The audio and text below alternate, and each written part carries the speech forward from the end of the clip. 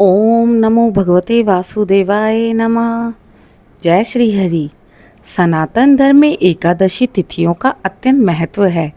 यह दिन केवल उपवास का नहीं बल्कि इंद्रियों के संयम, आत्मा की शुद्धि और ईश्वर की भक्ति का पर्व है। साल भर में 24 एकादशियां आती हैं और प्रत्येक का नाम, कथा व महत्व भिन्न होता है। आश्विन मास के शुक्ल पक्ष की एकादशी को पापानकुशा एकादशी कहते हैं।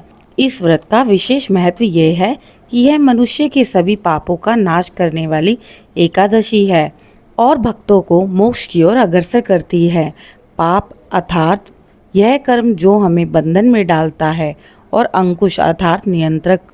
इस प्रकार पापानकुशा एकादशी वह तिथि है जो पापों को अंकुश लगाकर मनुष्य को धर्म मार्ग की ओर अग्रसर करती है।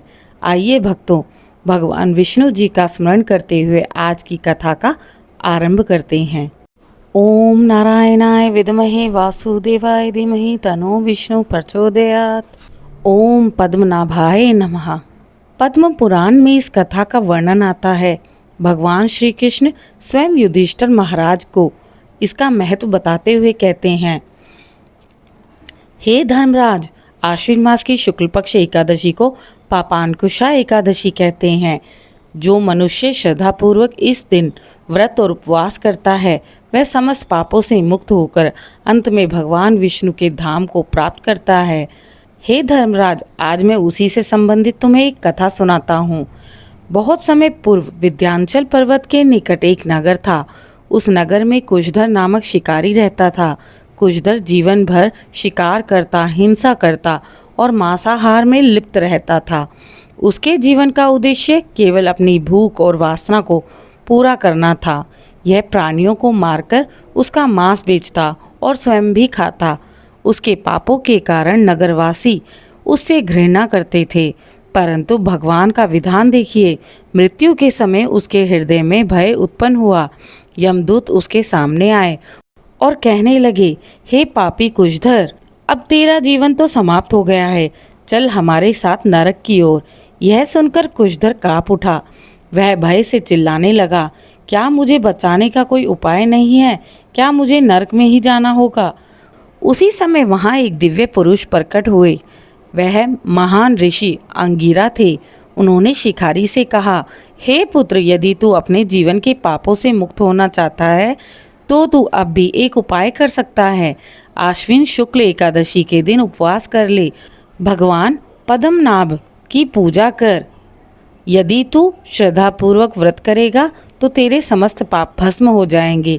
शिकारी ने भय से कांपते हुए कहा, महाराज, मैंने अनेक जीवों की हत्या की है, क्या मेरे जैसे महापापी को भी मुक्ति मिल सकती है? ऋषि ने उत्तर दिया, हे वत्स, एकादशी का व्रत इतना महान है कि यह महापापियों को भी तार देता है। चोर, व्यभिचारी, हिंसक और अधर्मी तक यदि इस व्रत को करते हैं तो भगवान उन्हें क्षमा कर देते हैं। यह व्रत पापों के लिए अंकुश है, जिस प्रकार हाथी पर अंकुश नियंत्रण रखता है। ऋषि के उपदेश से कुशधर का हृदय परिवर्तित हो गया। कथा के पहले भाग की समाप्ति के पश्चात श्री कृष्ण ने युधिष्ठिर से कहा, हे राजन, पापानकुशा एकादशी का व्रत इतना प्रभावशाली है कि मनुष्य यदि केवल इस व्रत को करता है तो वह साधक अश्वमेध यज्ञ का फल प्राप्त करता है। जो मनुष्य इस दिन व्रत रखकर भगवान विष्णु की पूजा करता है वह समस्त लोकों में आदर प्राप्त करता है। ब्राह्मण को भूमि, गाय, वस्त्र, स्वर्ण, अन्न दान करने से जो फल प्राप्त होगा वही फल केवल इस व्रत से प्राप्त हो सकता है। ऋषि अंगिरा द्वारा उपदेश मिलने के पश्चात शिकारी कुशधर के जीवन में बहुत बड़ा परिवर्तन आया। पहले वह हिंसक, निर्दयी और स्वार्थी था, परंतु जब मृत्यु समीप आई तो उसने अपने पापों का आभास कर लिया। उसने अनुभव किया कि मानव जीवन केवल भोग और हिंसा के लिए नहीं है, यह तो ईश्वर का दिया हुआ अवसर है आत्मा को शुद्ध करने का। ऋषि की वाणी उसके हृदय में उतर चुकी थी। उसने दृढ़ निश्चय कर लिया था कि वह केवल अब धर्म मार्ग पर ही चलेगा। आश्विन मास की शुक्ल एकादशी आ गई। सुबह स्नान करके उसने पवित्र वस्त्र पहने। वह तुलसी का पौधा ले आया और भगवान विष्णु जी की मूर्ति के समक्ष दीपक जलाकर बैठा। उसने पूरे दिन जल और फल पर उपवास किया, भगवान को पुष्प अर्पित किए और ओम नमो भगवते वासुदेवाय मंत्र का निरंतर जप करता रहा। रात में उसने भजन कीर्तन किया और भगवान पद्मनाभ का ध्यान करते हुए जागरण किया। उसके हृदय में अद्भुत शांति उतर आई। व्रत के प्रभाव से उसका हृदय शुद्ध हुआ और जब कुछ ही दिनों बाद उसका देहांत हुआ तो पुनः यमदूत वहां आ गए, लेकिन इस बार स्थिति भिन्न थी। यमदूतों ने जैसे ही उसे पकड़ने का प्रयास किया, वैसे ही स्वर्गलोक से दिव्य विष्णु दूत प्रकट हुए। उनका रूप अद्भुत था, 4 भुजाएं, शंख चक्र गदा पद्म से सुशोभित। उन्होंने यमदूतों से कहा, यह भक्त पापानकुशा एकादशी का व्रत कर चुका है, इसके पाप नष्ट हो चुके हैं, अब इसका अधिकार केवल बैकुंठ धाम में है। यमदूत भयभीत होकर लौट गए। विष्णुदूतों ने कुशधर को दिव्य विमान में बैठाया और ले जाकर भगवान के धाम तक पहुंचा दिया। जब विष्णुदूत कुशधर को बैकुंठ धाम ले गए तो देवताओं ने भी यह दृश्य देखा। सभी ने कहा, अद्भुत है, जिसने जीवन भर हिंसा और पाप किए वह भी केवल एकादशी व्रत से पवित्र हो गया। यह देखकर युधिष्ठिर ने श्री कृष्ण से प्रश्न किया, प्रभु, क्या सचमुच एक दिन का व्रत किसी मनुष्य के जीवन भर के पापों को नष्ट कर सकता है? कथा पूर्ण होने के पश्चात भगवान श्री कृष्ण ने युधिष्ठिर के प्रश्नों का उत्तर दिया कि हे धर्मराज, जो मनुष्य इस एकादशी का व्रत करता है उसका जीवन सफल होता है, वह मृत्यु के पश्चात कभी यमलोक में नहीं जाता। भगवान विष्णु स्वयं उसकी रक्षा करते हैं। यह व्रत अश्वमेघ यज्ञ के समान फलदायी है। दान, यज्ञ, तपस्या, व्रत, इन सब का जो फल है वह अकेले पापानकुशा एकादशी से प्राप्त हो जाता है। यह व्रत केवल पापों को नष्ट ही नहीं करता, बल्कि मनुष्य को धर्म, अर्थ, काम और मोक्ष चारों पुरुषार्थों को प्रदान करता है। इसके आगे श्री कृष्ण कहते हैं, जो मनुष्य एकादशी व्रत को करता है उसे मृत्यु का भय नहीं सताता, यमराज उसके समीप नहीं आ सकते, भगवान विष्णु स्वयं उसके रक्षक बन जाते हैं। श्री कृष्ण आगे कहते हैं, भूमि दान, यदि कोई भक्त इस दिन भूमि का दान करता है तो वह अनेक यज्ञों का फल प्राप्त करता है। भूमि दान से मनुष्य अपने पूर्वजों को तृप्त करते हैं। एकादशी पर गोदान का फल असीम है। गोमाता सभी देवताओं का निवास स्थान है, अतः इसका दान मोक्षदायी है। अन्न का दान भूखों के लिए अमृत है। जल का दान प्यासे को जीवन देता है। इस दिन अन्न जल दान करने वाला मनुष्य कभी दरिद्रता का सामना नहीं करता। एकादशी पर वस्त्र धन दान करने से पाप नष्ट होते हैं और पुण्य अक्षय की प्राप्ति होती है।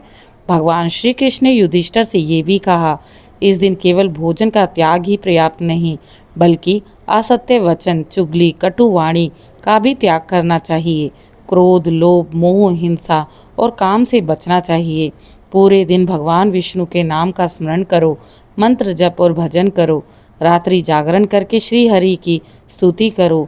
यदि कोई उपवास ना कर सके तो भी केवल अनाज और तामसिक आहार का त्याग करके फलाहार से यह व्रत कर सकता है। भक्तों, पापानकुशा एकादशी को भगवान पद्मनाभ की पूजा करने से विशेष महत्व बताया गया है। जो इस दिन व्रत करता है वह अपने सभी पापों से मुक्त होकर स्वर्गलोक और फिर मोक्ष को प्राप्त करता है। यदि इस दिन ब्राह्मणों को वस्त्र, अन्न, स्वर्ण, भूमि, गाय आदि दान दिए जाए तो उसका फल अनंत गुना हो जाता है। जो भक्त दान नहीं करते वे केवल भगवान का नाम जपें, भगवान विष्णु को तुलसी दल अर्पित करें, वही सर्वोच्च फल देता है। एकादशी व्रत का पालन केवल उपवास नहीं बल्कि संयम है। इस दिन क्रोध, असत्य, चुगली, हिंसा और वासनात्मक कर्मों से दूर रहना चाहिए। भक्तों, कुशधर शिकारी की कथा हमें यही संदेश देती है कि चाहे मनुष्य कितना भी पापी क्यों ना हो, यदि वह श्रद्धा से व्रत और भक्ति करता है तो भगवान उनकी रक्षा अवश्य करते हैं। एकादशी व्रत मनुष्य को भीतर से शुद्ध करता है। जीवन के अंतिम क्षणों में भी यदि कोई सच्चे भाव से भगवान का स्मरण करे, भगवान की शरण ले तो उसके पाप क्षमा हो जाते हैं। ओम श्रीमन नारायण नमः। आवाहयामि, सत्याप्यामि, पूजयामि नमः। ओम विष्णवे नमः। इन मंत्रों का जाप अपनी एकादशी व्रत के दौरान करते रहें। भक्तों, आशा करती हूँ आज सुनाई गई पपानकुशा एकादशी की कथा आप सभी को पसंद आई होगी। अपनी श्रद्धा को व्यक्त करने के लिए आपके इस धार्मिक चैनल दिशा स्पिरिचुअल को लाइक शेयर सब्सक्राइब करें। हो सके तो अपने प्रियजनों से साझा करें और बने रहें हमारे साथ इस धार्मिक पथ पर और इसी प्रकार की धार्मिक कथाओं को सुनते रहें। जय श्री हरि विष्णु। कमेंट में जय श्री हरि अवश्य लिखें।